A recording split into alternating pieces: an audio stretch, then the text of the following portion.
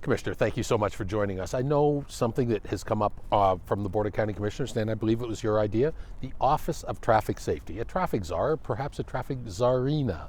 What do you envision this person's job will be, Commissioner? Well, I was really pleased to get full support from the board, from my colleagues on this project. This is something fairly innovative. There are very few municipalities nationally that have internal to their operations a traffic safety director and an office of traffic safety. But when it comes to it and you look at what all is involved, public works, that's a county department. Everything to the coroner's office, that's a county department. So everything from engineering to education to enforcement, those are all county functions. So why not have somebody who wakes up every single day focused on reducing the number of serious injuries, fatalities, and is really committed to working with those dozen or so agencies internal to the county to improve the situation.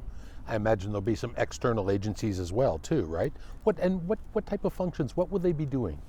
Well, they will be doing everything from the enforcement, from the engineering side, right? So we, through our Office of Comprehensive Planning, we do land use, we do zoning, we build our roads. We have some of the widest, fastest, longest roads in the country here in Clark County. So they'll be on the front end of a project, making sure that we're checking the box as far as safety goes, making sure that we're looking into the engineering and coming out with a product that is best suited for the needs of our community.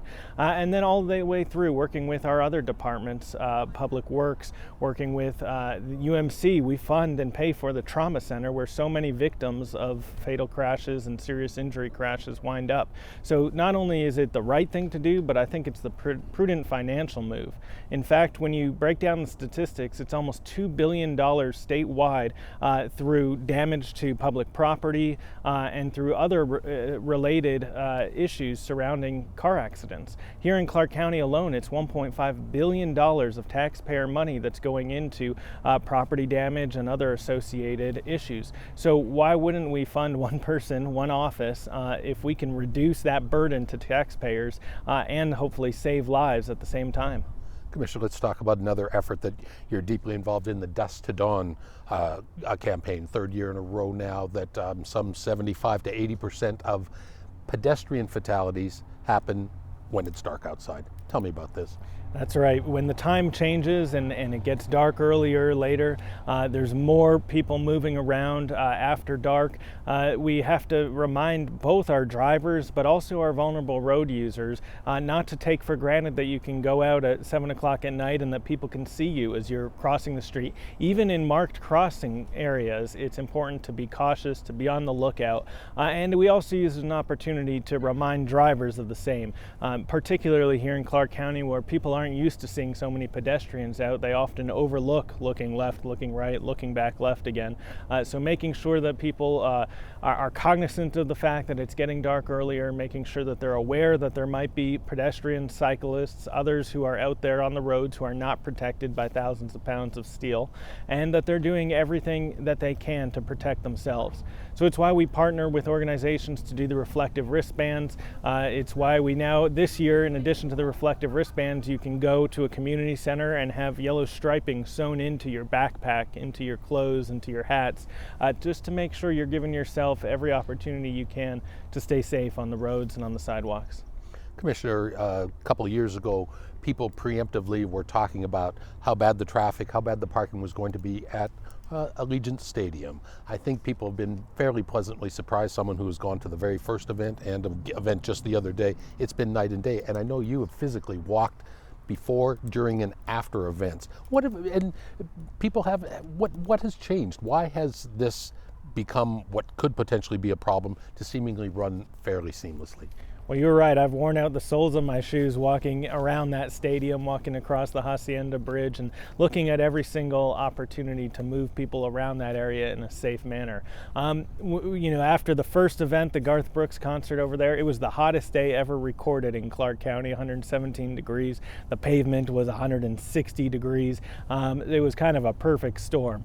And from that moment forward, we made sure we got every stakeholder in the room. We met on a daily basis, and I'm glad to say something that was reported as a nightmare at first is now turned into a wonderful community asset. As we suspected, it's going to be a long period of adjustment. This is not just one season, but a multi-season approach to fixing and really making this a area that all people can move around safely. But it took significant involvement from Clark County Fire Department, from the private traffic engineers, from the Stadium Authority, and from all others in Clark County who were committed to really making this stadium all that it could be. Commissioner, while we're talking about traffic, public transportation obviously is a way to improve the traffic safety picture across the entire board. The Board of County Commissioners now has a franchise agreement with the Boring Group for the Vegas Loop. Bring us up to date on that project and how you envision that might help.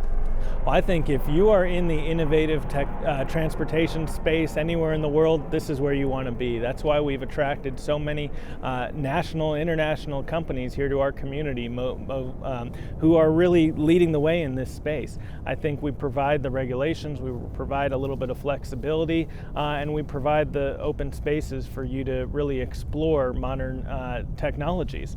You think of how far transportation technology has come in recent years, and my goodness, what the future has to hold.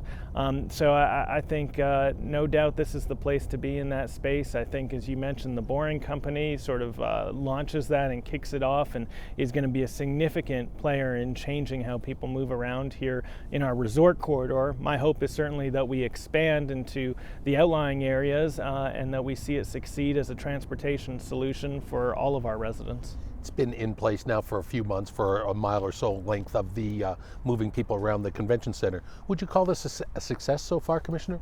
I think it's a great option for the convention center. Not only is it an attraction in and of itself, but it's also successfully moving people. They've hit their ridership number over there, and it's also helped showcase that you can have an underground station, a surface level station, you could have smaller stations, bigger stations, and the infrastructure that's needed to create this is so much less expensive than traditional metro systems. So while at the end of the day it's still a tunnel underground and it's a regular car moving people, an electric car in this case, at the end of the day what they figured out how to do is how to do it at a much less expensive cost and a lot quicker. How about the money, Commissioner? I know we're finally getting to our federal infrastructure. Federal dollars are coming in. I know a number, 450 million or so, are earmarked for public transit. Is that something that pool of money could be used for, or for something else? I think potentially. I think in the case of the Boring Company, the stations are paid for by whomever the land the station is on, mostly, well, entirely in the county's case, private land. And the underground system is paid for by the Boring Company. So that's why that was such a great win for us. No taxpayer dollars go into it, and we essentially get, as they want to create their proof of concept, we get a free underground system to utilize, and we even benefit through the franchise agreement from a fee to the county. So in regards to the federal infrastructure bill, we are well positioned to improve the quality of life here in Southern Nevada because of those dollars that our congressional delegation and the president fought for. Okay, let's forget about this innovative transportation things for a while, Commissioner. Let's talk about some of us, we ride bicycles. How can we get people out of their cars, from four wheels and onto two wheels, onto a pedal bike, onto an e-bike? What is the county doing? I think we have to make people confident and comfortable that when they get out of all that protection of steel, that they're going to be kept safe on our roadways. So making sure that some of these infrastructure dollars are being utilized towards green lane striping, dedicated bicycle lanes to keep people safe. Because the truth is, until you create an environment where cyclists and pedestrians are safe, it's going to be very hard to pull them out of their cars and get them there. Though you mentioned e-bikes, I think that's the fastest increasing mode of transportation in the world right now. People are excited about it, the ease of use, the ready availability of parking or not parking in this case, and I think it's a real opportunity for Southern Nevada in the right places.